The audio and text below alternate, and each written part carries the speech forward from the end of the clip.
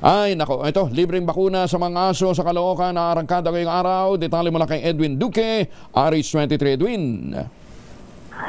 May puntag Queen Angel, inunod siya kagabi ng Caloocan LGUs na umpisa na ngayong umaga ang libreng DHPP5 annual vaccine para doon sa mga alagang aso sa 2 distrito ng Lungsod para sa 6 na linggong gulang o pataas. Tiniyak ng City Veterinary Office na sa tulong ng bakunang ito ay mabigyan ang mga alagang aso ng proteksyon laban doon sa mga sumusunod na mga karamdaman tulad ng kanina distemper o virus D at adenovirus hepatitis at kennel cold o virus o parvovirus para influenza virus. Ipinalala ng lungsod na may mga slag na aso sa lungsod o mga alagang aso sa lungsod na pabakunahan na kanilang mga alaga.